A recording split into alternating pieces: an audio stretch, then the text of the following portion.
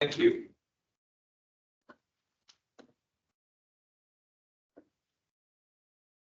Why don't we go ahead and get started then? Welcome everybody to the May 2nd, 2024 meeting of the Seattle Design Commission. We have one item today from 10 until 11:30, and that's for a request for a new Skybridge by the Transforming Age community. The Skybridge would be located across 8th Avenue between Cherry and Columbia Streets and connect two residential structures. Why don't we go ahead and start with, and today's meeting is being recorded on MS Teams and it will be posted on our website at a later date. Connect here. Why don't we go ahead and start with introductions of commissioners, and we do have two commissioners that are attending remotely today. We'll go ahead and start with commissioners in the room, as well as then have commissioners who are attending virtually introduce themselves, and then have the project team introduce themselves. If you are logged into the meeting, be sure to mute your computer because it creates an echo. Julie, is there anything else before we get going? I don't think so. We've had some of the members talk about needing line of sight to lip read. If we keep that in mind. And I think we'll all just try to be as clear and concise in our language as possible. Yeah, and I think speak with your outside voices as much as you can, and then we'll repeat questions for the audience and as they come up. Thank you, Beverly, for that reminder. Just everybody hears the same thing. And I'm sure that Mark and the project team have gone over this with you. The structure of the meeting today, there will be a presentation about the proposal, after which there will be an opportunity for city staff to provide an overview to the commission, notably the Skybridge Review Committee's report. After which we'll have a time for people to ask questions, and Mr. Palmer said that there will be 4 of you providing public comment today. After public comment is closed, that's the time that the commission starts their work. They'll ask the project team a series of questions about the proposal, and then the commission will deliberate over a set of criteria that they've been asked to evaluate. And then the result of today are there's 3 possible results. The commission may recommend approval, they may recommend denial, or they may recommend that they need additional information and would ask the development team to go back and collect additional information for a meeting at a later date. And with that, I will start with Molly. If you could introduce yourself and your role on the commission. Good morning, I'm Molly Spatalnik. I'm the Urban Design Commissioner. Hi, I'm Zubin Rao. I'm one of the architect commissioners. Hi, I'm Kate Clark. I'm the art commissioner. Jill Crary, I'm the at-large commissioner and the chair. Good morning, everybody. Brian Markham, I'm the engineer commissioner. Morning, Ben Gist, architect commissioner. Jay and Kevin, could you introduce yourselves? Sure. Good morning. I'm Jay Backman. I use they, them, theirs pronouns, and I'm the Get Engaged Commissioner. Good morning. I'm Kevin O'Neill. I'm the Transportation Planning Commissioner and Vice Chair. And I'm Michael Jenkins. I'm the director of the commission. Valerie. Valerie Keenest, staff. Wendy Bandeker. I'm also staff, and I just want to say to everyone, as someone who's significantly hard of hearing, it's really nice how much you're articulating yourselves today, and I wish that we could do that every day. And we're also joined by Juliet Acevedo, who's our admin staff person, who's helping us record the meeting today. Mark, you want to? Sure. Okay. Mark Brands, Site Workshop Landscape Architects and representing the Skyline community. Hi, my name is Paul Legner. I'm Vice President of Real Estate Development for Transforming Age. I'm Chris Bickett with Transportation Engineering Northwest Transportation Consultant for the team. I'm Abby DeWeese from Hillis Clark. I'm a land use attorney representing the applicant. I'm Doug Palmer. I'm a resident at Skyline. I'm Ryan Miyahiro with Anchor Moist Architects. Beverly, want me to push it? Beverly Barnett, Seattle Department of Transportation. Amy Gray, Seattle Department of Transportation. Casey Rosenberg, Skyline. Gloria Calabori, Skyline. Good morning, Keith, Skyline. Bill Terraday, Skyline. Judy McBroom, Skyline. Rover McLaughlin, Skyline. Ruth Ann Gurr, Skyline. Marilyn G. Glossy, Skyline. Beth Kawahara, Skyline. Summer Calabori, Skyline. I'm Logan Bowers, I'm a representative from Councilmember Hollingsworth's office. My name is Ellen Green. I'm with the Purcell Improvement Association. George McCain, Skyline. Marianne Paul Taylor, Skyline. And Deb, why don't you go? Deborah Cohen, Skyline. Doug Rosenberg, Skyline. Maureen Murphy Nutting, Skyline. Bud Barber, Skyline. Bob Carroll, Skyline. Okay. If there's nothing else, Mark, do you want to Sure. kick us off? Thank you. And thanks for the accommodations and getting the crowd in today. We've been looking forward to being back. So we have 4 speakers. I'll be the MC and speak to the body of the presentation. Paul will speak to Transforming Age and Skyline, the history of this project, and then Doug will lead us off and really talk about the need of the Skybridge. I'll go through the body again and talk about the analysis. We've got Chris here from 10W, and he will take a deep dive into our analysis with the pedestrian counts survey. And then I'll wrap it up with just a preview, if we've got time, just where we're going with the public benefit package. I realize, I don't think any of the commissioners were here in 2019, right, Michael? Nope. This is a whole new crew, so. But Paul, why don't you go ahead and kick us off? Well, thanks for the opportunity to speak to you about this very important initiative we have. I want to talk about, I just want to talk a little bit about what Skyline is, the makeup of the Skyline community, and talk about kind of previous applications that we went through in 2019 and the current Skyline petition, and then the justification for the Skybridge. So the Skyline community is a CCRC, that stands for Continuing Care Retirement Community.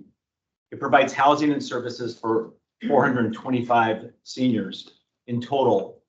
And included in that is 276 independent living apartments, 48 assisted living units, 28 memory care units, and 34 long-term skill units. The community is spread among 2 buildings separated by 8th Avenue. The original building, Cascade Tower, opened in 2009 and is located on the east side of 8th Avenue.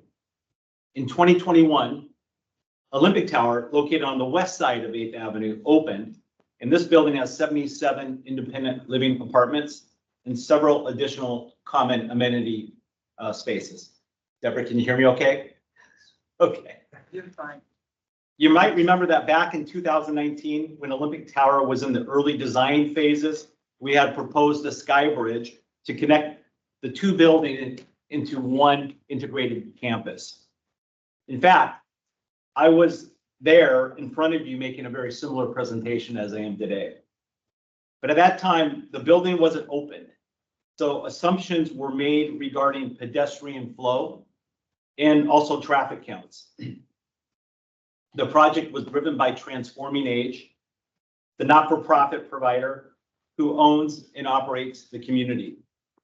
We completed our petition and we were denied by both SRC and SDC. For the reason not to hold up the overall building permitting process, we decided to pause on pursuing the Skybridge approval at that point in time. Now, fast forward to today, where we have a fully occupied Olympic Tower. This time, the Skybridge initiative is led by the Skyline resident population and supported strongly by Transforming Age. This task force has reinstated the Skybridge petition, not based on assumptions anymore, but based on real firsthand experiences of residents having difficulties and challenges crossing the street to attend various functions, visit spouses or loved ones who might be living in a different level of care in a different building, and trying to avoid social isolation, which is such a large concern of this aging population. Today, you will hear from some of these residents sharing their own personal experiences and the challenges with street crossings. We understand the city's policy against the proliferation of sky bridges, as the SRC believe that will have a negative impact on street activity. We believe today we will show you that even with the Skybridge, that pedestrian counts will remain strong and the street will continue to be active and vibrant. This proposal is very unique and specific for a large community, senior community, that is located on a sloped hill in a dense urban neighborhood. We believe advancing a Skybridge at Skyline is an equity issue and recognizes the physical and mental impacts a lack of mobility has on seniors' lives. We must ensure seniors living in Seattle that their voices are heard and are recognized for these unique needs. Our Skybridge proposal reflects this. Thank you. I'd like to now introduce one of Skyline residents and a member of the Skybridge Task Force, Doug Palmer. Thank you, Paul. My name is Doug Palmer. My wife and I are residents of Skyline. We live in the Olympic Tower on the west side of 8th Avenue. First Hill, where Skyline is located, is the densest neighborhood in Seattle. 8th Avenue has become a very busy street, providing access to both southbound and northbound on-ramps to I-5. As this slide shows, cars back up on 8th Avenue during rush hour, blocking the crosswalk at Columbia Street as the cars try to get to the I-5 northbound on-ramp at Cherry Street or to the southbound on-ramp at James. The recently completed 31-story, 271-unit Greystone condos, kitty corner from the Olympic Tower, will only add to the congestion. As Paul just noted, Skyline originally applied for a Skybridge back when the Olympic Tower was in its planning stages, but was unable to get a favorable recommendation then. Back then, the safety issues that precipitated that Skybridge proposal were mainly speculative. But now we have over 2 years of actual experience with slips and falls by residents crossing 8th Avenue. It's become clear that there are serious safety concerns in crossing 8th Avenue from one side of the Skyline campus to the other. Next slide, please. Thanks. The average age of our residents is 83. A good portion of them, some 41%, are mobility impaired. The intersection at 8th and Columbia, where they cross, has been made as safe as it can, with the four-way stop, striped crosswalks, and newly installed ADA compliant curb bulbs and ramps. The street itself is only gently sloped, but falls still occur, including at least one involving a 911 call. As important, 44% of our residents report that they don't cross 8th Avenue at all, or only infrequently, due to mobility impairment or fear of falling. This means that community activities occurring on the other side of 8th are foreclosed to them, thus increasing their risk of social isolation. Given the age and frailty of our residents, there's no practical way to address the risks involved other than a Skybridge. This slide shows some of our residents crossing 8th Avenue between the Skyline buildings. Some of the residents will share their personal experiences with you later during the public comment period. But what the photos on this slide do not show are several things. First, they don't show those residents who aren't crossing the street at all. Our desire to open up activities on the other side of the street to those residents who are in danger of social isolation, a condition linked to health decline, is a major driving force behind our Skybridge petition. Second, these photos were taken in daytime in relatively decent weather. Thus, they don't show the difficulties of crossing at night or in bad weather, such as during high winds or when the streets are icy. As you know, in our region, it gets dark very early in winter months. So there are many months where these conditions occur during prime waking hours. Third, the photos on the previous slide showed how badly the cars back up at rush hour. What those photos didn't show are the difficulties of crossing the street with a walker when the crosswalk and the intersection itself is blocked by bumper-to-bumper traffic. Next slide, please. As you know, the Skybridge Review Committee recently recommended against our Skybridge petition. One of the main reasons given was that a Skybridge would take people off the street, thus impacting the pedestrian street life. But would it really? We recently updated our traffic and pedestrian study to get a better handle on exactly how a Skybridge would impact foot traffic on the street. The chart on this slide summarizes the results of the updated study. Chris Bickett of 10W will speak in more detail about the study later, but for now I'd like to make a few observations. First, the study shows that 19% of the pedestrian traffic that crosses 8th Avenue at Columbia Street are not Skyline residents. A Skybridge would not take those people off the street. Second, the study shows that 46% of the foot traffic at 8th and Columbia, nearly half, is north-south travel that does not cross 8th Avenue at all. This includes Skyline as well as non-Skyline folks. The Skybridge would also not take those people off the street. This means that in an absolute worst-case scenario, which we don't think will actually occur, 65% of the foot traffic would remain on the street, even with a Skybridge. Third, as mentioned, a major reason we would like a Skybridge is to serve those 44% of our residents who are not now crossing the street at all, or only infrequently, because they feel unsafe. A Skybridge would obviously also not take those people off the street since they aren't there in the first place. Vibrant street life is also significantly reduced during the many days of bad weather and darkness throughout the winter months. And a Skybridge would have little or no effect on reducing foot traffic during those periods. But a Skybridge would allow residents to venture across the street safely during those periods when they would otherwise not do so.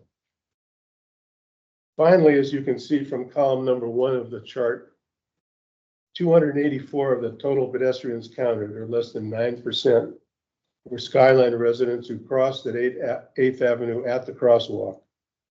If you look again at the photographs on the previous slide, you will note that a large portion of them are mobility impaired, the very ones who are most vulnerable when they cross the street. These folks are only on the street at all to cross it from one Skyline building to the other.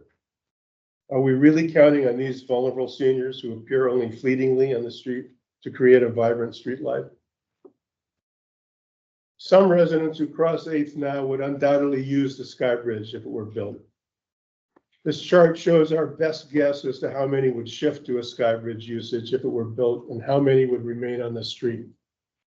Chris will explain later about our assumptions and why we think they're reasonable.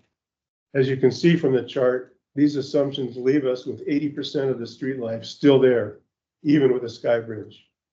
We think this is a reasonable outcome and trade-off, given the larger human health and safety concerns at stake. We're aware that as a general proposition, Skybridges are not encouraged in Seattle, but there's a permit process for a reason. Some circumstances justify a Skybridge. There are compelling health and safety reasons warranting an exception to the general policy against Skybridges in our case, especially since it would not meaningfully impact the vibrancy of the pedestrian streetscape, would provide a safe crossing for our isolated and mobility impaired residents who do not cross today, and would facilitate our installation of public benefits that improve the aesthetic, safety, and function of street conditions for a multitude of users.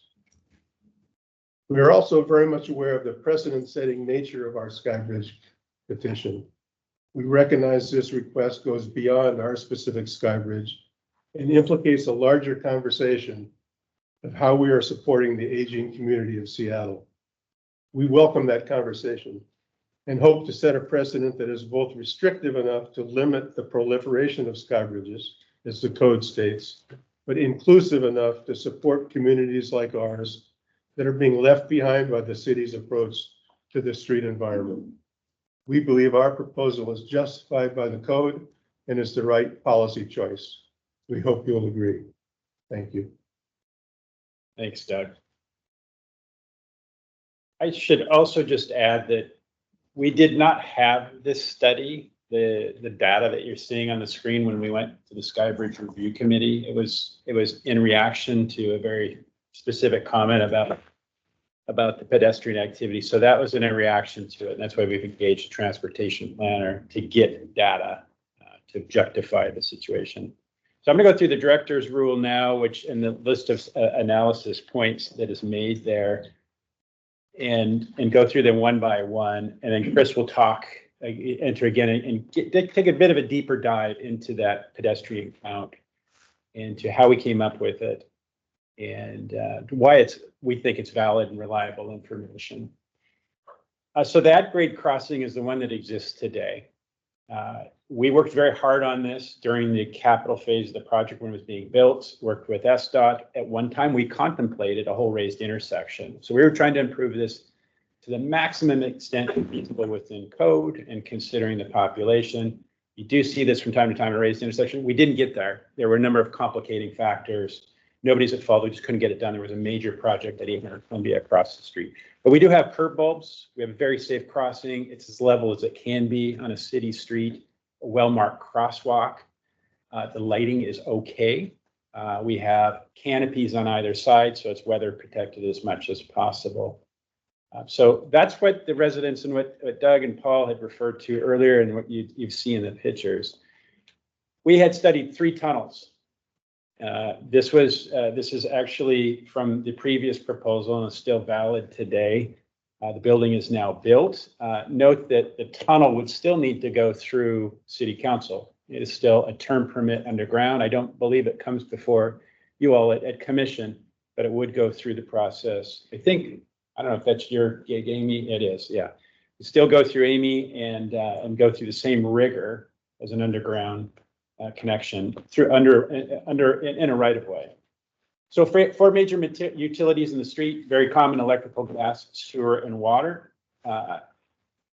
It's feasible to relocate the electrical, the gas, the water, not without complications. The sewer, not so much, gravity.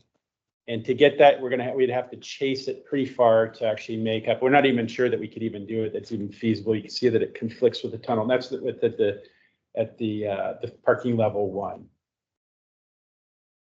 The other 2 are very complex, not only to get to them, but to get across the street. The second tunnel also conflicts with the sewer line. So that's a deal breaker right there. And then when we get across, we're dealing with a high-rise tower and an existing footing, mat footing. That is a kind of a no-fly zone. We have reviewed this with our structural engineer. We can take a deeper dive if you'd like into it. But the squares on the right share where we would have to penetrate in. You actually have to go in and manipulate the footings and then put up sidewalls. It's a very complex thing. It kind of hasn't been done before, so which really makes it infeasible. And here's an even closer up look of what we need to do. Again, there's a lot of technical parts to this, but it is a very tricky move on an existing occupied tower. So that's to get the elevator shaft down to that point for the tunnel crossing, then to go vertically back up and make the connection. The second point here, the visual impacts of the Skybridge from locations within the right-of-way, including view corridors. This is not a designated view corridor. It has a seasonality to it, as much of First Hill and city streets in Seattle, for that matter, with street tree canopy. So we have amazing canopy in First Hill. 8th Avenue is blessed with some really mature oak trees, and you can see in the image on the right at full bloom, it does restrict the views. So you're down at pedestrian level where you get the views. And you'll see in a moment where the Skybridge is actually obscured. It's actually up in the canopy in the proposed condition. The image on the lower left is it shows you the length of the corridor. It is bookended on the south by Jefferson Terrace, just in front of Harborview. So you really don't even see Harborview. You see that in a moment in an image. And then you do get a territorial view to the south along the street corridor, or to the north, excuse me, along 8th. Here you can see the condition during summer with the canopy fully leafed out, where you do get this very pleasant street environment and sort of a tunnel view in either direction. And then in the wintertime, closer up, one from 8th and Cherry and the other from 8th and Columbia, you can see the proposed Skybridge there. I'll get into the tree canopy in a moment, how we're threading the needle there with the Skybridge, but you do get more of a view. And on the image on the right specifically, you can see Jefferson Place there in the distance. And here's a closer up. So wintertime, this is the proposed condition with the Skybridge design. No leaves on the trees, so you do get visual access to it. It's a very transparent structure. Again, I'll get into the design of that in a moment. And then during the summer, fully leafed out trees. We have very large scale mature trees, oak trees in this particular location. Another view from underneath the Skybridge during the summer months. And that's the Cascade Tower that you're seeing in the background in the materiality, which very much looks like that. Olympics, thank you. Okay, shadow studies set the extent to which the Skybridge reduces light and air on the public realm. So these are close-up shadow studies during the equinox of March, September, and then also summer solstice. The buildings themselves block sunlight on the street more than anything. You can see the Skybridge just barely in a particular location does impact. And if you look at the equinox at 12 p.m., that's where it really occurs. And then maybe you could say it also at the solstice early in the morning. And then They can't hear you. oh yeah, sorry, these are the shadow studies that we're going to. Yeah. Okay. You might talk louder, Mark. Thank you, Bud. I'll use my outside voice here. Yeah. Okay. So again, with the trees on this time, and when the trees are in full bloom, it's a much different situation. The trees again provide shade, which is awesome for our heat island effect and living in an urban environment. We're very fortunate to have the trees, but they also do a significant job for half of the year of blocking sunlight from getting down into the street. Changes in effect on the pedestrian patterns, both in the street level and within any buildings connected as a result of the Skybridge. So I'm just going to lean into this and then hand it over to Chris to take a deeper dive into the table and our survey. We did this, we've completed this diagram and really polled the residents as well as like, where are the destination points on First Hill? So where are places you go to eat, places of religion. We are no shortage of healthcare institutions with the major institutions of Harborview, Virginia Mason, Franciscan Health, Swedish, First Hill, and then we have a number of clinic spaces as well. Got Town Hall, lucky to have the Fry. So there are a lot of activities, and the residents will continue to fill the streets and to get to these places. We also recognize that there is a lot of other traffic on the street that is not Skyline. And this is something that's reflected in Chris's survey as well. And we have very important connections. 9th Avenue has transit on it. It's heavily used with buses. So people are using that as a destination. And then the Madison BRT is coming. That's heavily trafficked as well. And then the Green Line is one of the main routes. If you've walked it, Cherry Street's quite pleasant to get under I-5. Down the hill climb, which was built when the Cascade Tower was built, and connects you again directly up to Capitol Hill down to downtown. So Chris, I'm going to turn it over to you. Maybe I'll pop up here real quick so I can project my voice so everyone can hear. I'm Chris. We're a transportation consultant that's been brought on by the team to really dive into pedestrian activity. This is, as Mark mentioned, this was a specific issue that was raised about how would the Skybridge take away from the activity on the street. So We actually collected data. We collected video data over a 3-day period, so 3 24-hour periods, 1 day in September and then 2 days in December, which obviously fall kind of this winter window. But we feel like that gave us a good representative sample of pedestrian activity on the street. We took that information and then determined who is the background condition. In other words, who are the people that would walk the corridor that are not associated with Skyline. So we had 4 categories, and we can go back to the table. Doug did a really good job kind of highlighting the table that summarized our data, but this is probably a better place to start, which is just the pathways that pedestrians use.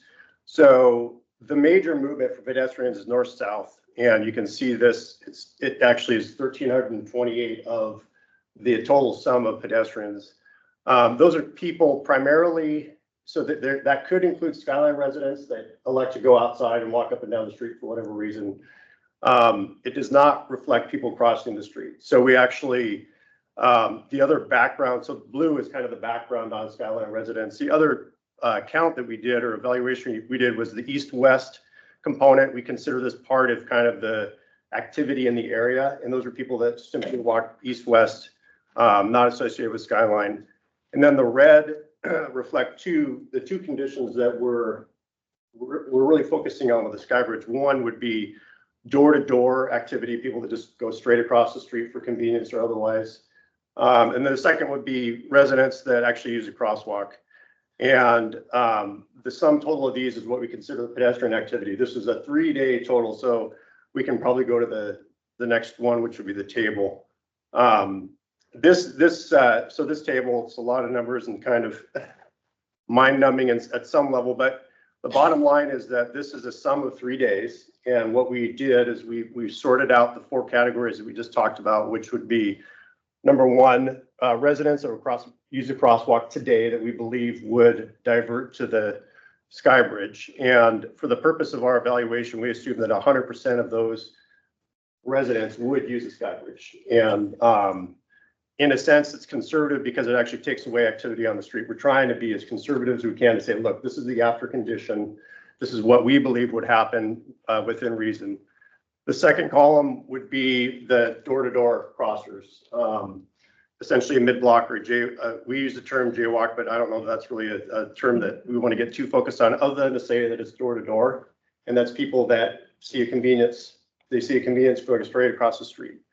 And in that sense, we did some internal evaluation about who would do that, who would continue to make that movement, the door-to-door movement, versus use a Skybridge. And there are scenarios and situations where people would continue to do that movement, and that has to do with convenience. It has to do with if you're on the main floor, you don't necessarily want to go up an elevator over a Skybridge and back down. There may be reasons that you want to get on the street. Maybe you want to go outside, get some fresh air.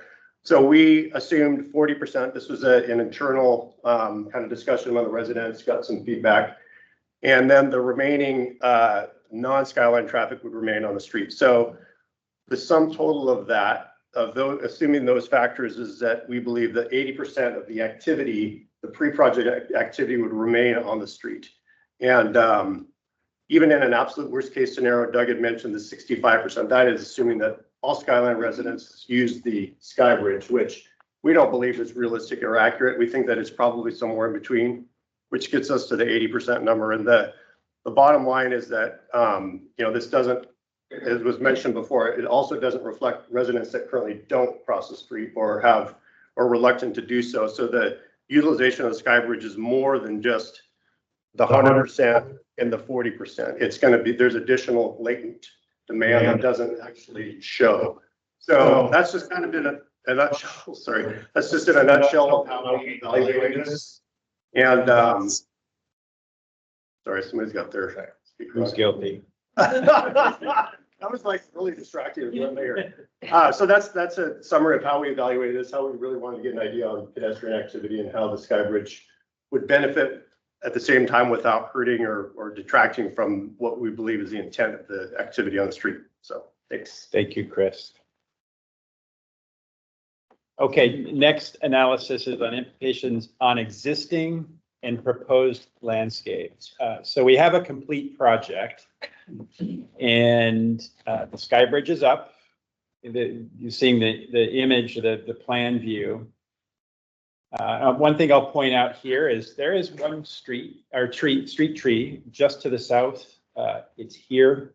It is very tight. We're going to show you an image of it and how we're threading that and making sure that with very limited pruning to get the steel frame truss bridge in place, which is 11 feet wide. So that's the image on the left, and the opening that you see where we hit between the trees. You can see the existing oak tree here. We're approximately 6 feet away from the branching, so there would be some modest pruning by a certified arborist in that situation. I'm also showing this because you can see the materiality of the building, the architecture itself, the fine grained scale of it, the combination of some masonry with stone with a mainly steel and window wall. Is it a window wall system or a curtain wall? It's window wall system, right? Images are, First Hill is a collection of old and new. Past decade has seen a number of new buildings go in, and certainly the Olympic Tower is one of them, but there are still remain a number of older masonry and new buildings as well, in capital, the mid-rise versions, and we have some right next door to the Olympic Tower. So there's a mix of what's going on. Again, the Cascade Tower on the left and Olympic on the right have similar, they're siblings, so they have similar qualities to them. I'm showing you this because it really relates to the design of the Skybridge itself. So this was very thoughtfully designed several years ago, in-house with Encrum, and then in conversations with the structural engineer. So it's a steel frame bridge, so it's really speed to delivery. So this allows for a construction company to come in and pre-construct the thing, and then come in, prefab it, and then come in, twist it, and set it in place rather quickly. So we limit our street closure time. So that's why we've elected this. It also allows us to create a very light and airy architecture in the sky.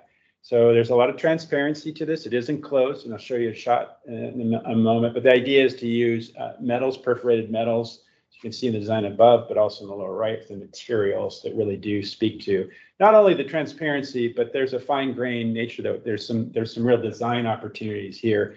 So when you get close up, it starts to actually appear a little bit differently. And then a view on the crossing itself, and you can just make out the glass in here. So it is fully enclosed and weather protected, but still allows for that transparency through. And then a shot, kind of a bird's eye view on the left there. Again, showing you that light transparency, and also just a design that's very thoughtful and really well thought through. So just as a piece of architecture in the sky, it is something to enjoy. Okay, we'll end on the public benefits. In the interest of time, are you sure that's how you want to use your time? I'm just going to race through it, Jill. Okay. I think it's important because we do have a member of First Hill Improvement Association here. We're talking about 2 off-site improvements on the streets Art, the bridge itself. We have Nori Sato that's on board. She's part of the team. She couldn't be here today, unfortunately. She's traveling. And then the contribution to the First Hill, one of their initiatives, which is called the Park to Park Loop. So the Skybridge itself, I won't go into any depth in Nori's artwork. She's a seasoned public art veteran, one-time member of commission and artist role. She knows this routine well and the rigor that you need to have with public art. But it is using the bridge itself and expressing it with the materiality with a transparent glass resin object. The street improvements themselves are to the downhill on Columbia and then further down to the south on 8th Avenue. And there were really, so sometimes a curb alignment, a sidewalk replacement, landscape, and furnishings. It would have to go through a street improvement process to get there to be qualified to do this. And that's what we intend to do. Park to Park Loop is an exciting one. It's been a line on paper for a long time, and it's time for it to really become real through a street concept plan. So the conversation, and we plan to be in front of the First Hill Improvement Station Board as soon as we can. We think we maybe have a date sometime this month. We have a new executive director, Ellen Green, who's back here on board. We're very excited about that. So that is a contribution in the form of a street concept plan. And that would be our package that we would propose. So I'll leave it there. Thank you, Joe. Agency comments? That would be you, Beverly. Well, I'll stand up since I'm behind the tall people today. So, good morning. I'm Beverly Barnett with Seattle Department of Transportation. And I'm just going to make a couple kind of background comments, and then Amy is going to talk about the work of the Skybridge Review Committee. So I did want to say thank you. Thank you to the Design Commission for getting us on the agenda. And thank you to the Skyline residents for coming down and sharing your concerns and your vision with us. We really appreciate your thoughtful work. So thank you. The one thing that I wanted to start with is to sort of remind or to update everyone. There is no right to use or acquire public right-of-way. It's a unique asset that's set aside for use by the general public. So it's not something that there is ever any property rights or any entitlement. The city does have a permit program, which is pretty robust. It covers everything from block parties to weekend staging to storage of material in industrial areas. And so we do grant permission to use the right of way for defined purposes.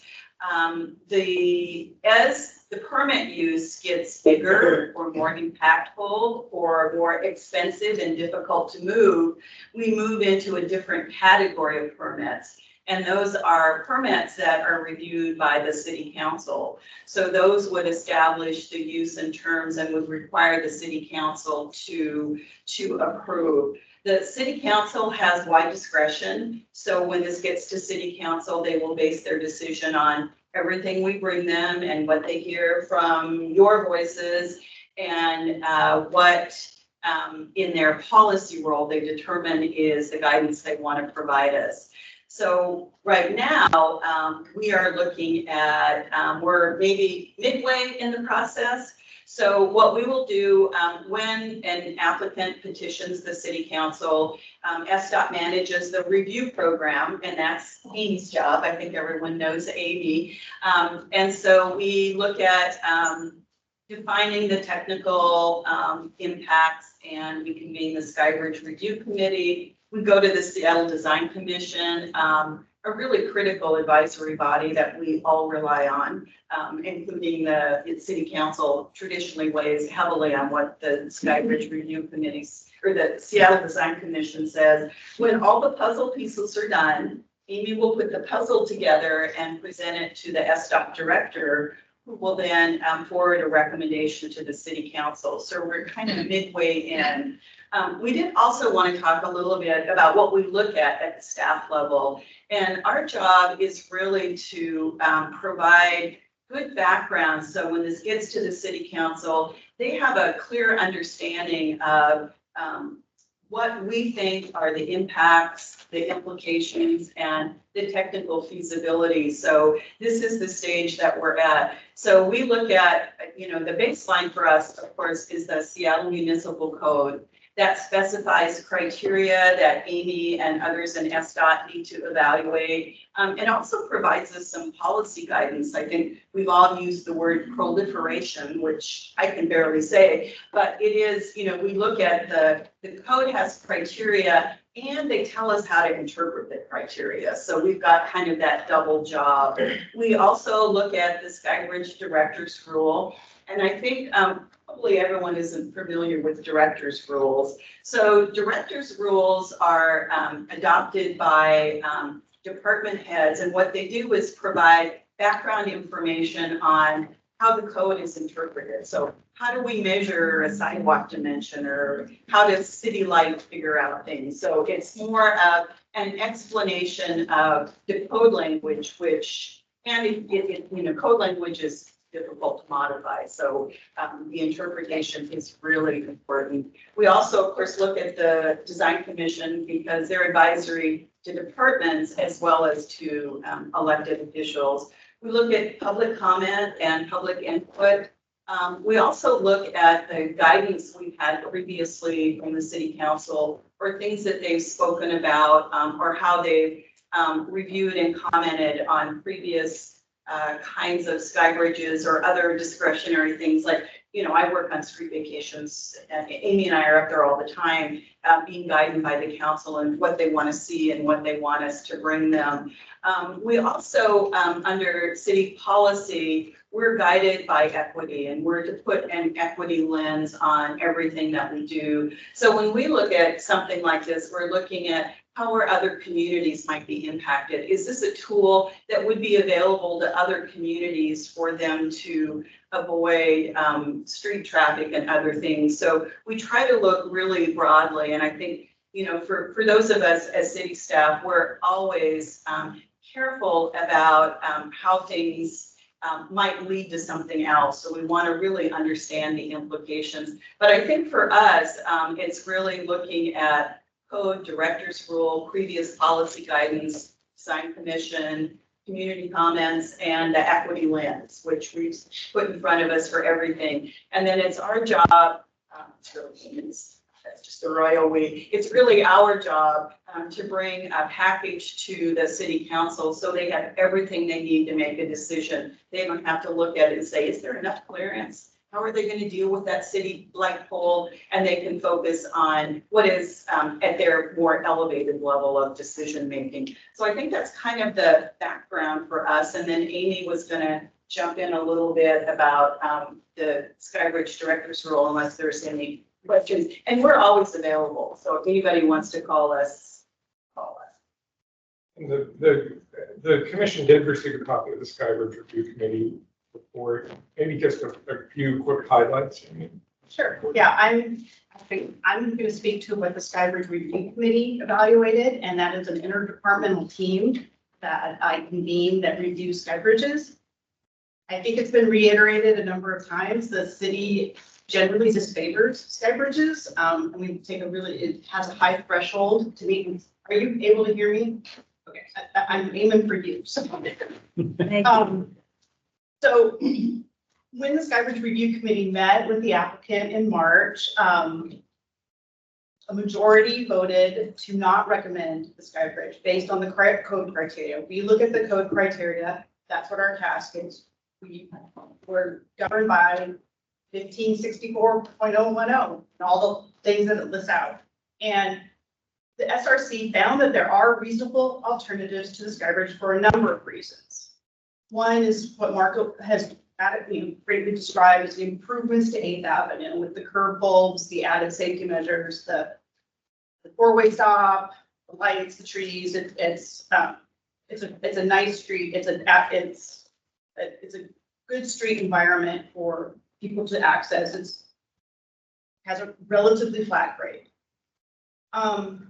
The Skybridge Review Committee was not provided any data to show that it is an unsafe crossing. And so we rely on the data that SDOT has.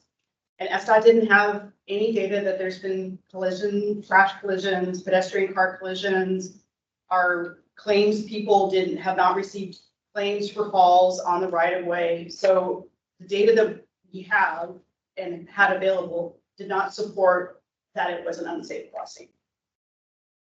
And to the specific about reasonable alternatives, the applicant has described the physical challenges for an alternative. But the Skybridge Review Committee felt that there's programmatic changes to help residents who feel unsafe crossing that Transforming Age could undertake. A buddy system, mobility, help to get people who do have the perception that it's unsafe and feel reluctant to cross or go across the street. We feel that there's programmatic changes that the Transforming Age could do to alleviate that fear and help get people more comfortable with some programmatic changes and staff can help. The city, you've heard it a lot, limit the proliferation. And But the city does grant Skybridge permits in limited number of circumstances. And for those they're generally more favorable to hospitals because of the nature of the business and getting people to and from doctor's appointments or admitted to the hospital or transporting materials or, all the things that a hospital does in an urban environment. They're often across the street from each other and they need to act as one facility. City has also granted Skybridges in circumstances that are completely public. For the University of Washington has a network of Skybridges that cover arterials to get students and staff and visitors back and forth across those arterials and a large number of people that access the campus. And there's grade changes there too. On First Hill is UCLA First Hill. I never know my neighborhood.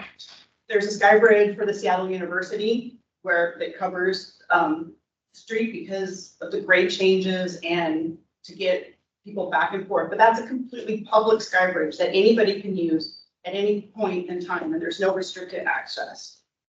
And in this case, the Skybridge would benefit the residents of the building, obviously, but it wouldn't be open to the public to be able to use because there's no one, they wouldn't be accessing services and need the things and amenities in your building, but also because it's where you live and your visitors would be welcome, but not anybody could just come and use the bridge.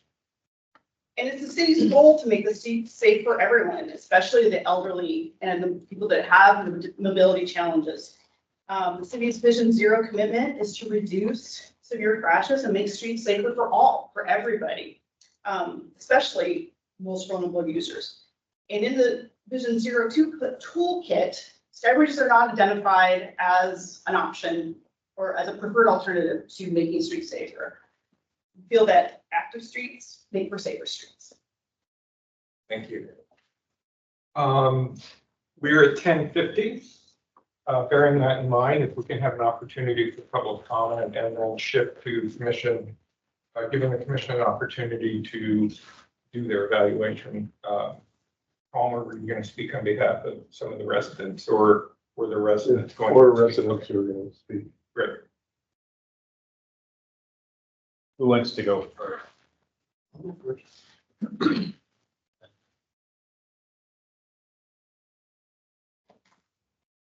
My name is Bill Taraday. I'm 85 years old. I hope to make it to 95 or beyond. My wife says she won't settle for less than 100. I suffer from spinal stenosis. That means my left leg doesn't work. Sometimes I feel my left leg's glued to the ground.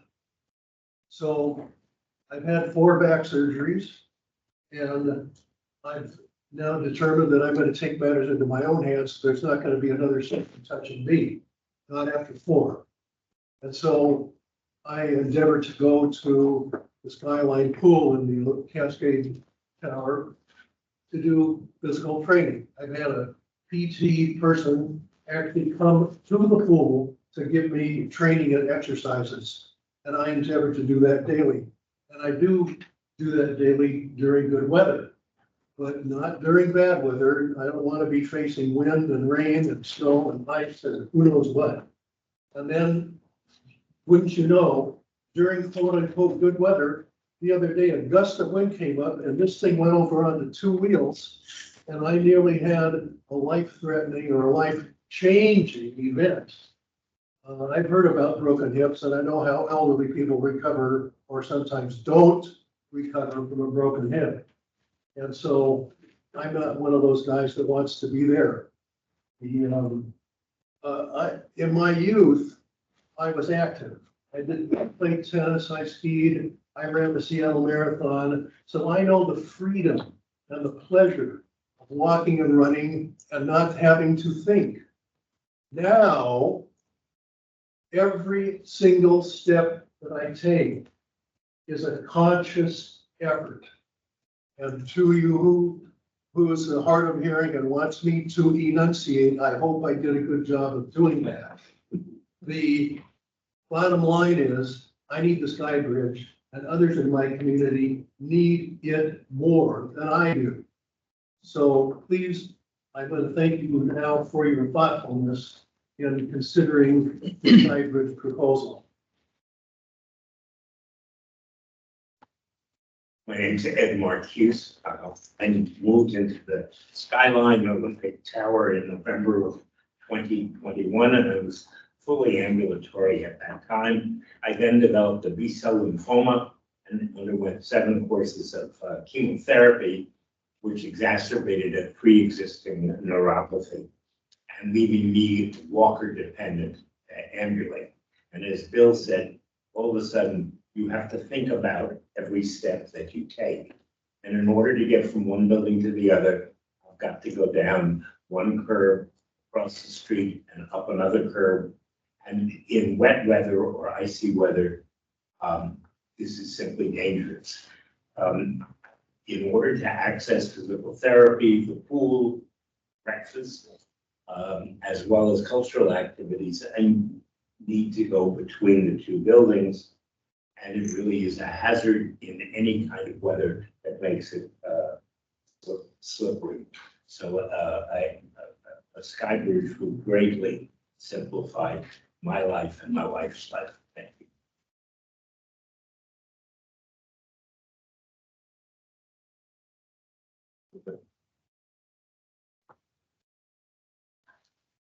I'm a former teacher, so I like to look at my class. Good morning. My name is Gloria Kawabori. I have been a Skyline resident at Olympic Tower for a little over 2 years. Shortly after I moved to Skyline, I had an accident. I was walking to the other tower, probably for an exercise class, and I tripped and I came crashing down on the concrete on my face. This was my first big fall at this age, and it was very scary. Before this fall, before the accident, I would have described myself as an active and fairly youthful 78-year-old. But since the accident, I have a great fear of falling. I'm hesitant in my walking, and so I have canes and walking sticks at home for the next time of my life. I choose not to cross 8th Avenue when it is rainy and windy. I mean, it's like a wind tunnel between the 2 towers. And if it's icy or slippery, I choose not to cross. And when I choose not to cross, I miss my exercise. I miss the activities there. And the people who live in Cascade Tower who can't come across, and I think there are many more there because of the terraces, they are missing massage, they are missing wonderful concerts we have, they're missing their hair appointment and things that we have in the Olympic Tower. At our age, falling can be a life-altering experience. Very recently, a close friend who is a senior citizen, Stal, she broke her pelvis, her femur, and also her tailbone. And 2 days ago, she had surgery at Harborview. And so for those of us who are seniors, falling is very real and scary. And every day we see residents struggling to go across 8th Avenue. And if it's windy and rainy, it's pretty disastrous. I feel that a Skybridge would enable us to cross 8th Avenue without constant worry of falling, without the worry of seeing every day increased speeding cars going on 8th Avenue. And it would enable us to participate in more activities in the other tower. So I hope you will truly consider a Skybridge for a Skyline. It would greatly enhance the quality of our lives and perhaps even extend our lives to 95. I would like that. Thank you. You're the one. Well, I made it to 95. And my name is Rhoda McLaughlin. I have lived at Skyline since 2011. Until a year ago, I lived as independent residence, which was wonderful. And then I had COVID and some complications, and I had to move to assisted living, which is in another building. It's very important for you to know what our campus looks like, I think. We have two buildings on one side of the street who have pretty easy access one to the other. Crossing the street's a whole big different story, and you've heard several of them today. And that was called the Olympic Tower. Excuse me, I had oral surgery 2 days ago, so I'm not speaking well. The Olympic Tower across the street, and we did extend to Skybridge at that time, and we were all enthusiastic. Each building has a different feature, and that's very important to us. For example, the Cascade building has the administrative offices, the swimming pool with gym, as well as independent living. The Olympic Tower too has independent residents, and they have a large performance hall, for example, and a wonderful restaurant, which we all like to use. The performance hall is extra special because it houses very large meetings of everybody who lives in Skyline. And the restaurant is lovely, and it's nice to go over there. And then we have the terraces where I live now, and we have 4 floors of assisted living, 2 floors of people who have special problems with memory, and 2 floors that are skilled nursing. Sometimes there are married couples, and one lives in independent living in the Olympic Tower, has to get over to the assisted living tower, or has a wife and a spouse, excuse me, in the member unit. I would like to describe to you one of the trips that I took about a year ago when I was invited to dinner at the terraces. And what do you know? It's fairly common in Seattle to have windy and rainy weather. And I used a walker. And I dressed for the event for dinner, which meant that I put on a raincoat and a rain hat, scarf tied under my chin, and set out. I live on the 12th floor of the terraces, so I took an elevator from the 12th floor to the 4th floor. Walked down a long hallway, but it is accessible to the Cascade elevators. Took another elevator down to the 1st floor, went out the back door to cross 8th Avenue, and went down a long ramp to the corner. When I got out on the corner, going across the street, I could feel the wind and the rain coming down, and the wind blew the scarf over my eyes, and I couldn't see whether there was any traffic coming at all. So I felt, gee, was this a special event? But also the trees were losing their leaves, and they were wet and slippery. And I got in the middle of the street, and I thought I was going to fall. And by all good fortune, I didn't fall in the middle of the street. Then on the other side, I had to walk back a quarter, had to fumble with a key to get in the Olympic Tower, and had to take another elevator to the dining room. That was the 3rd one. It wasn't the easiest access in the world. Let's see. What else do I have here? Excuse me. Okay, that's about all. Wet and shaky, I think the 3rd elevator to get to the dining room. The point is, we need it easier, and believe me, we need a safer way to access all the different things that the different buildings offer. Joe, I'm not seeing, thank you. I'm not seeing anyone online that's wanted to make public comment. Logan, Do you mind if I make a comment? Sure. Okay. Hi, everyone. My name is Logan Bowers. I'm the policy director for Councilmember Hollingsworth. So I work on the second floor for her. First, quick question for you all.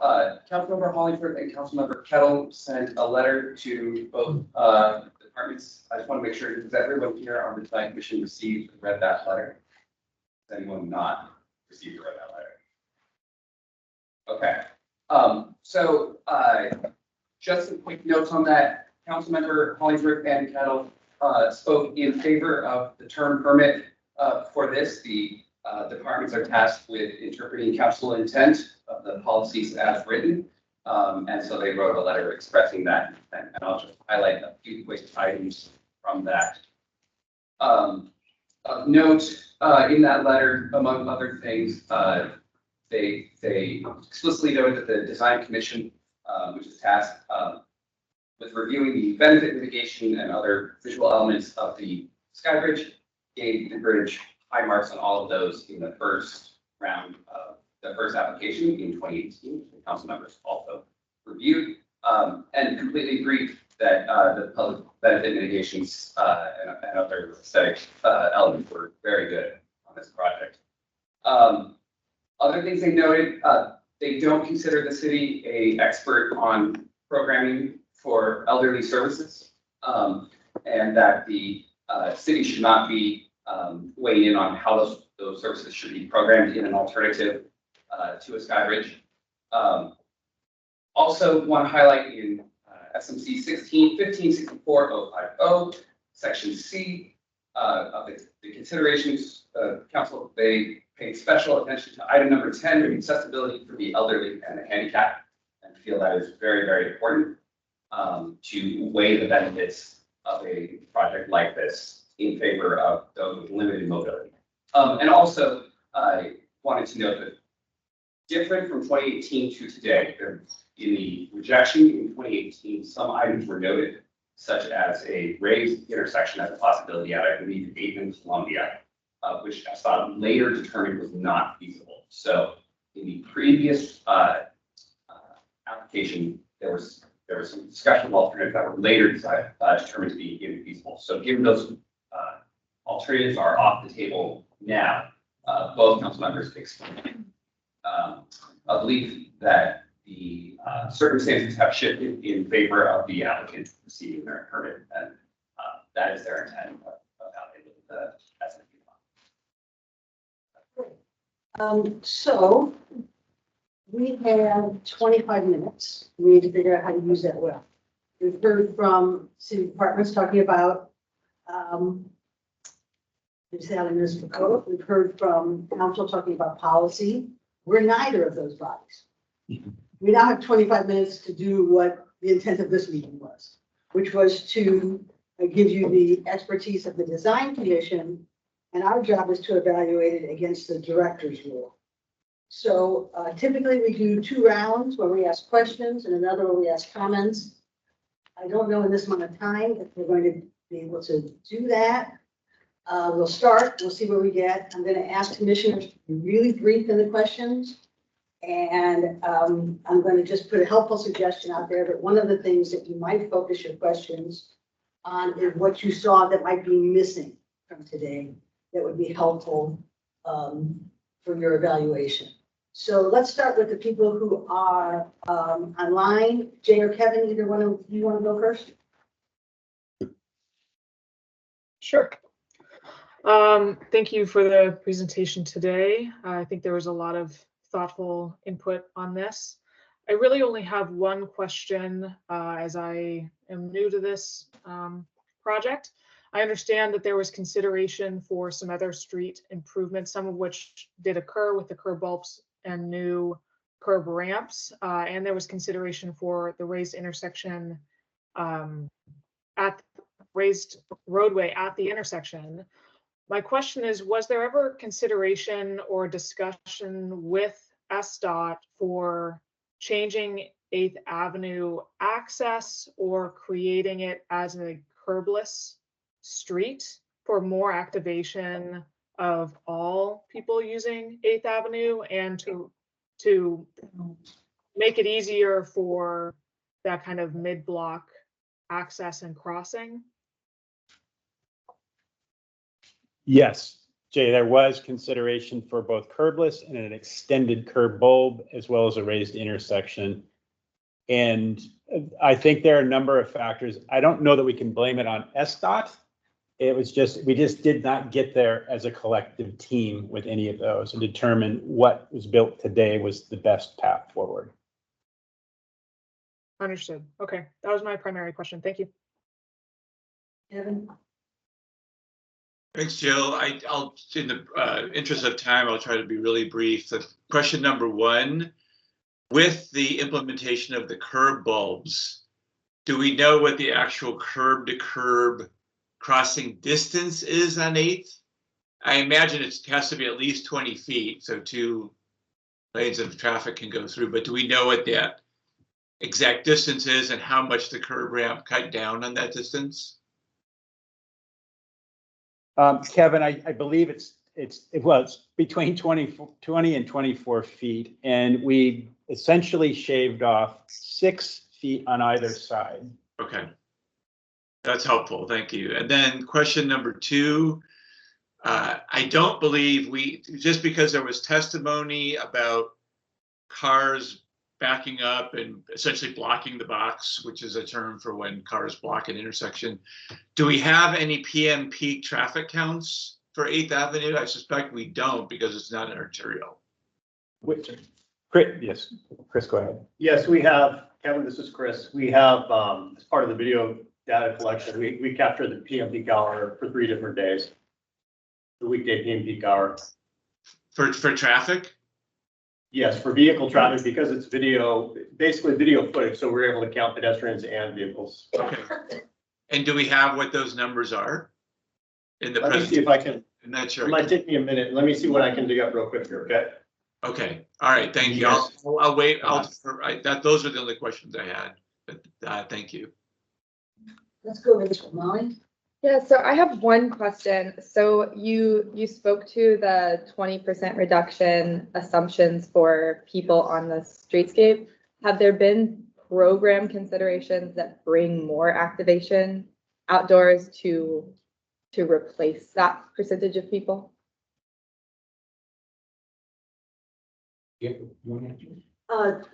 Actually, there is a group in the Olympic Tower that has been working on landscape design, and we have been enhancing it. In fact, later this week, we'll be having 3 more flower boxes. And the idea is to encourage our residents at least to sit outside and enjoy the flowers. And if you go by, you will see one recent thing. There are lots of beautiful daffodils that were planted late, but they're blooming right now. So we have been very conscious of that and working towards that. Okay, I'll pass it on. No questions for me. I know this was addressed very briefly, but just as a question, I know since you're presenting this Skybridge, obviously you have a direction, but I'm just wondering, were there programmatic considerations if there to an alternative of a Skybridge with staffing support? What was that consideration like, those discussions, that research? Specifically, like what are you referring to? For assistance, for staffing assistance, for crossing mitigation through support from. These residents are independent and they want to go on their own. They don't want to have someone just, hand holding them the entire way. They want to keep their independence. It's independent living. They want to come and go as they please. And that's a staffing consideration as well, which is additional staff. And that means, you got to look at the cost implications of all of that as well. So I would just mention one thing, and that is that most of the people with mobility issues across the street, many of them have somebody accompanying them, but that doesn't alleviate their fear. I mean, my wife fell. Somebody was with her, but they can't always prevent the fall. They can help after the fall, but so the fear is still there. And I think staffing isn't going to help that. I'm sorry. As somebody that uses a roll leaders want to be on something that's absolutely flat. And when I'm dealing with something that's got wheels on it, I'm even on a little bit of an incline, like there is crossing 8th Avenue, it's an extra effort. And you add an extra effort to a slip relief, down I go. And the incident that I mentioned regarding the wind gust came when there was no traffic. No automobile traffic. My wife is in a wheelchair and she will not cross 8th. Even with me pushing her, say, you have no idea how you feel out there all by yourself, even with somebody behind you. You want to do it. I was in these discussions 5 years ago or so, when I was healthy. Well, 87 years of being in a hospital. And in the last year, I had 3 major surgeries off my foot. And I have a different attitude toward how badly we need this now. Thank you. But then again, That's it. Brian.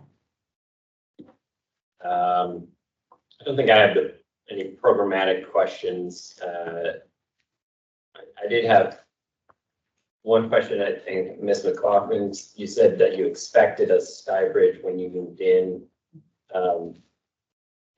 Was that a selling point of this building? And I don't know if that's truly an SDC thing, but I think I have a concern in that direction.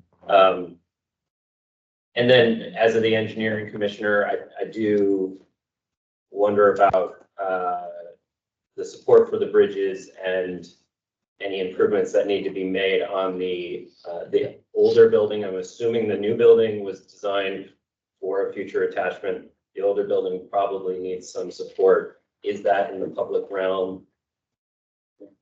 We're sort of at some point we would need to talk about that, whether that's post Skybridge yay nay decision or not. I think we definitely need to talk about that.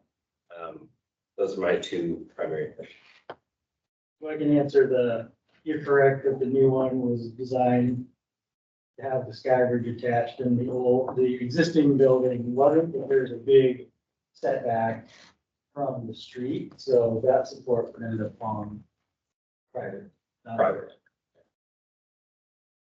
Yeah. We moved in after the Million Tower was built, and there was no, at that time, the salespeople knew that there was no Skybridge, and so we were aware of that.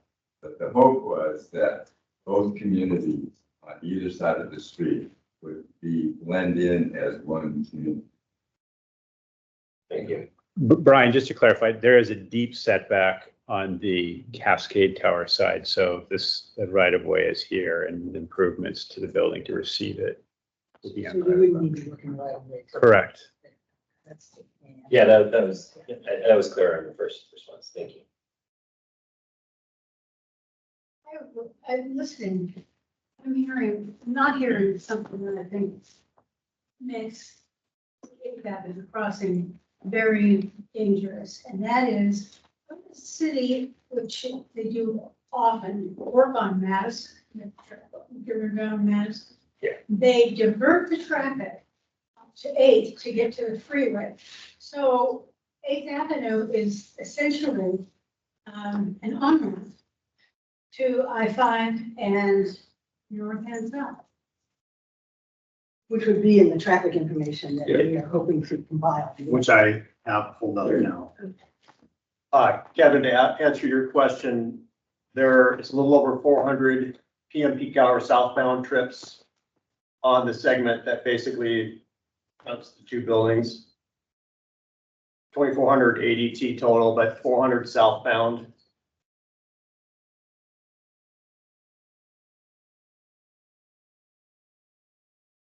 Kevin, I think we're going. Wait, I'm sorry, just so 2,400 ADT on 8th, but Correct. 400 PM peak on 8th. Is that what I'm hearing? Yep. Okay. All right. Thank you. Yep. Hi, thank you. Apologies if this was already stated. Is this an age-restricted community? Both towers are? It is. You have to be 62 or older to move in. And then, is there any risk, because I, as an architect, deal with buildings being, sold, acquired. Is there any risk of these two buildings being sold to different companies so they have separate ownerships and then there could be a conflict of the Skybridge? No, No. it's as a not-for-profit organization, Transforming Age's mission is to provide, to improve the lives of seniors forever. So these are a package deal. Yeah. Okay, that's it. Thank you. Commissioner, question. Should we go an additional 5 minutes? Maybe 10. Maybe 10. Thank you, Jill. The only question I think, I'm looking for Paul's remark. Did you ever look at just tabletopping the crosswalk rather than the whole intersection? Why wouldn't an alternative be to get rid of the stepping off the curb on just the one crosswalk that is the travel route? Yeah, good question. I don't know that I can reach that far back in my file right now and find a reason. I know that it was suggested. I know that we looked at tabling 8 for a full block. However, we don't control the Bishop house, which is just to the south of the Olympic Tower. So that was a bit of an issue. We looked at tabling. The intersection was the big target, and we just didn't get there because it was more complicated than one project. And so we ended up with the curb bulbs that you see today. Okay. And you haven't started any kind of SIP or anything yet? We have not started the public benefits, the improvements. We did talk with Matthew Ballou early on about that. I think when we were doing back in 2018, 2019, the SIP for the project, which included both 8th and a portion of Columbia. So now we're going to move into our deliberation phase. And this is the communication between the commissioners themselves as we sort through all of these issues. Again, we've got the director's rule. I think the availability of reasonable alternatives was pretty high as one topic of conversation. Changes in effects of the pedestrian pattern, which is another one. And then maybe context as well, although there were quite a few slides that dealt with that. Should we go in the same order? Jay, would you like to start? Sure. I think my main comment at this time would be that if the Skybridge was pursued and it moved forward, that there could be some more conversation. I think as Molly brought up, of activation of this street, considerations of sidewalk cafes or other programs, street art, etc., that could draw folks out to the street level regardless. I understand the benefits of a bridge or tunnel access here, but there are other programs we can implement to still encourage that street level activation. I encourage some more pursuit of those. Thank you, Jay. Kevin? Thanks, Jill. And first of all, I want to say to Mark and the people from Skyline, thank you for the presentation. I really appreciated the way you walked through the various elements of the director's rule and presented the information to us. I think, as Jill, as you mentioned, well, 2 points. One, we are not, as you pointed out, we are not the council. The council has latitude as the policymakers to ultimately interpret the code as they see fit. I think we need to look at this vis-a-vis the criteria that are in the code and the director's rule, both of which make availability of reasonable alternatives a pretty high, pretty important criteria and a pretty, frankly, high bar to cross. I appreciate the testimony from people, I think weather, darkness, et cetera, are all real issues. But I think for me, given the improvements that have happened to that intersection, the fairly limited crossing width and the ADT, and a standard arterial will have 20 to 25,000 trips a day. 2,400 is relatively low traffic volumes. I think I'm candidly having a difficult time concluding that is not an adequate alternative, the Acre crossing at 8th. And I worry a little bit given the city's commitment to establish a safe transportation system for all, I'm a little concerned about what precedent that would set if we concluded that in this case. So that's what I'm struggling with, frankly. Thanks. Thank you, Kevin. Molly? So similarly to Kevin, I'm struggling with the availability of reasonable alternatives for the Skybridge. I am compelled by the testimony about this differing for this specific population, but do have concerns about if this idea extended were proliferated to other building types, to other residential types.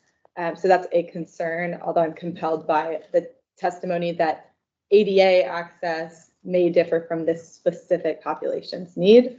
In regard to the changes and effect on pedestrian patterns at street level and within connected buildings as a result of the Skybridge, I do think that it's important that that 20 or 20+% reduction in population at street level is made up for by active programming from the buildings, from the residents, and that is something that is trackable and trackable alongside a term permit that's going to be renewed, so that street activation is happening, that is both a benefit to residents. So while they may be using the Skybridge, they are going to benefit from also occupying the city streets, and the public is going to benefit from having that activation, that multi-generational interaction at street level. So I think that's incredibly important to meet the criteria for mitigating that changes in effects. Also, for the context of surrounding built environment, I just want to note this is more so for council in the city, but the biggest negative impact to surrounding built environment were if this rule were to proliferate across other parts of our city or even that neighborhood environment. So it's necessary that this is, if this goes forward, that it is limited to this very specific scenario and very specific population. Yeah, I think just to echo what the other commissioners have said, I think all the issues that are defined in the director's rule seem to me to be adequately met. The only one that's fuzzy is the alternatives, and I think weather is one alternative that can't be mitigated by any of the other thing, by having a good intersection design and so forth. Wind, rain and wind. Skybridge is the only solution that would mitigate against that. So I think for this particular population, I think it seems appropriate. And I guess, I think as a matter of keeping seniors in the city and in urban environments, it doesn't really bother me as a precedent, I guess. If it's, kind of creating, a community that folks are able to stay in long term. So. Yeah, agreed with past comments, and thank you also for all of your testimony. For me, reasonable alternatives, because of the context, because of the ADA needs for this site, to me, it doesn't raise an issue of proliferation because it is particular to this environment. So if there is a proliferation of needing more accessible places for people with ADA demands, I don't think that's also an issue for other future considerations. But particularly with this site, to me, as Zubin just mentioned, wind and weather is something that cannot be controlled by a tabled crosswalk. And so just to underscore both what Molly and Jay referred to, I think particularly because this is a private Skybridge, it would be really important to consider mitigating that 20% loss of activity for it to really be focused on activation for all people who use the block and not just residents. And just to say generally, of the 30 Skybridges that have been approved in the past, that percentage, would be equivalent to our aging population in Seattle that we do approve in this one context. So, Ryan? Thanks, Jill. You're welcome. You open the door.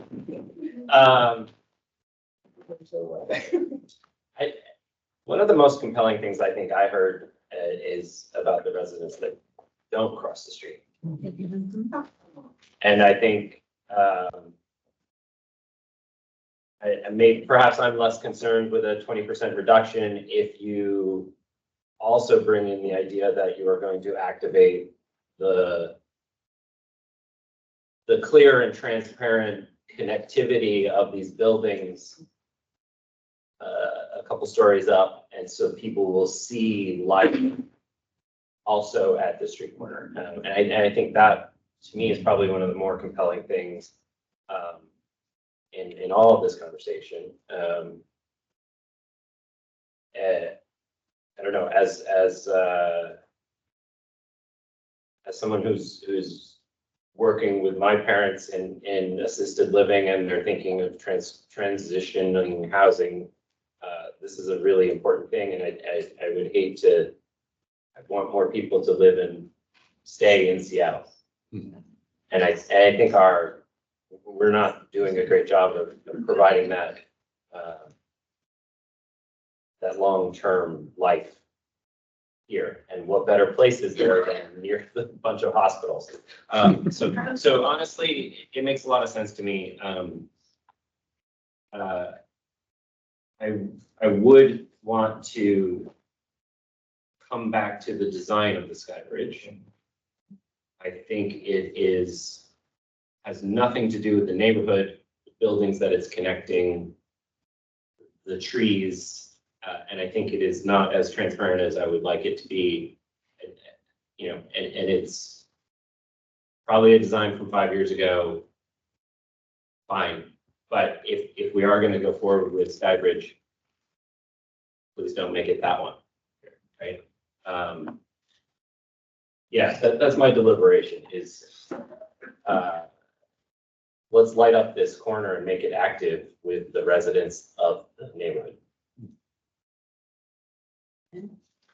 I ironically don't agree with Brian. This is why it's deliberation. I find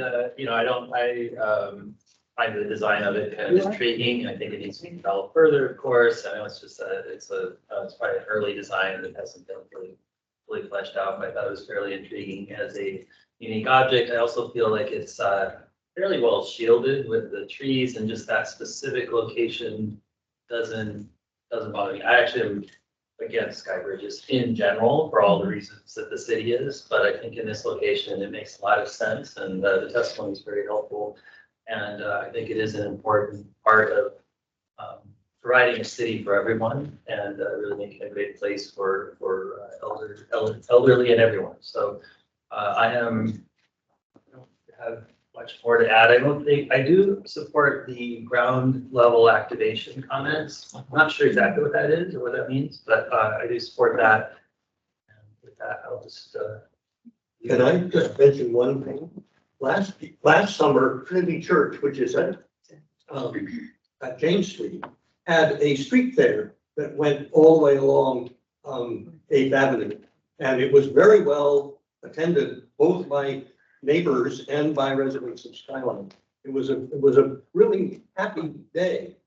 Nice thing. I think that was one model that could be extended beyond Trinity Church and the street fair. Well, as the senior citizen representative, the only one who could go live there. I want to thank you. Doug, I thought your notion, introducing very early on that this is a resident-led initiative, is very compelling. I think that'll play really well when we get to the policy considerations about this. I'm slightly torn about whether or not you have a better story than what you're telling today for this presentation, and whether it would improve if we were to see this again, or if we should go ahead and vote. I think that the traffic data, I understand that you shared with Kevin some of the regular counts, but I think that the notion of the backup at rush hour is something that it could be documented. It could help. And I think that we had anecdotal safety information without statistics that would really be something that would potentially be helpful.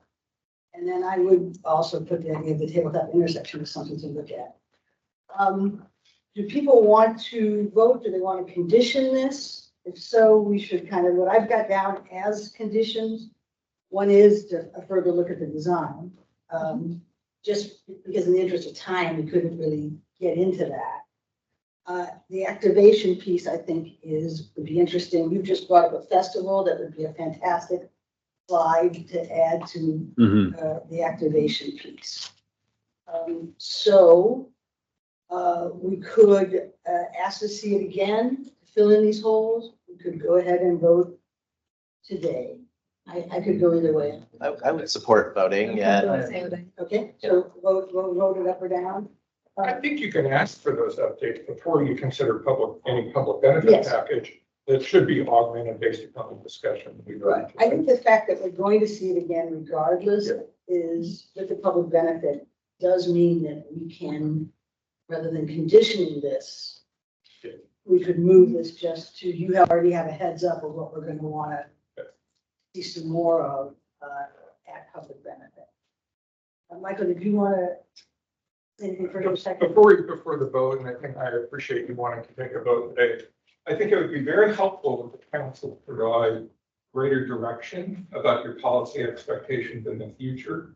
Making policy decisions on a single request is not good policy. Yes. I think greater clarity and a code that has not been updated for 12 years would provide greater assurances to this body about what your policy intent is, as opposed to doing it as a one-on.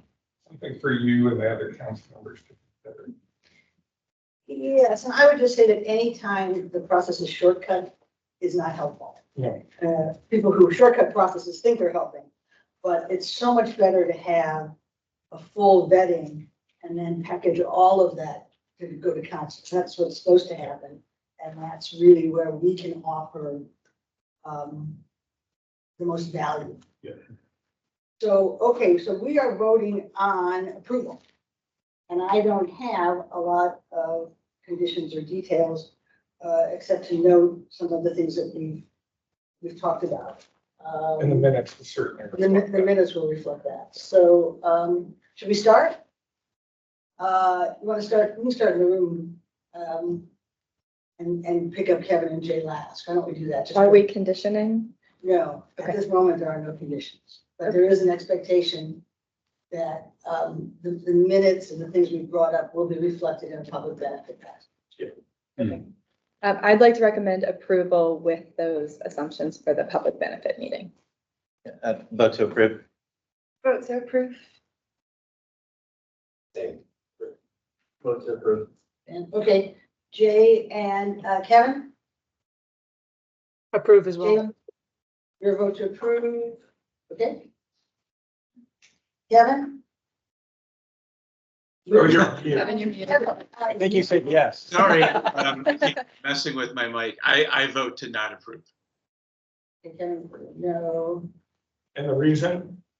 I vote to not approve because even though I think much of the testimony was compelling, I don't believe the criteria about availability of reasonable alternatives to Skybridge. I believe there is a reasonable alternative to the Skybridge. So given that criteria is in the code and the director's rule, I don't feel I can vote yes. The only thing I would say to that is I would suggest a more robust record around those traffic counts. It's unclear to me that SDOT has that same level of information that you provided today. A more robust record on that point would be very, very helpful, as opposed to the ad hoc way it was delivered. Yeah. And with that said, I will vote to approve as well. So we are approving this, and we will see you again when we get to public benefit. And again, I just want to thank all of the residents for the leadership that you've shown and the energy in coming down here today.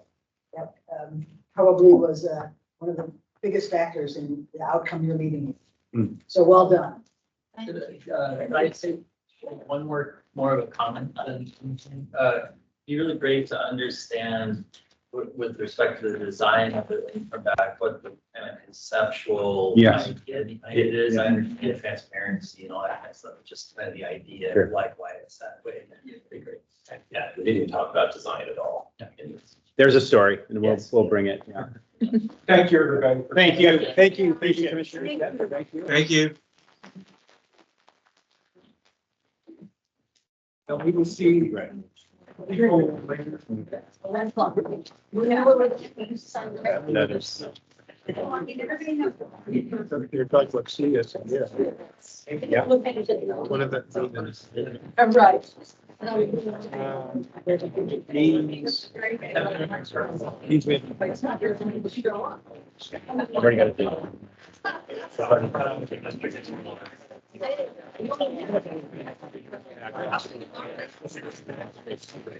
The end press of it. So, yeah, we'll talk more about, we've got a date, we've got some work to do. But, Still worried about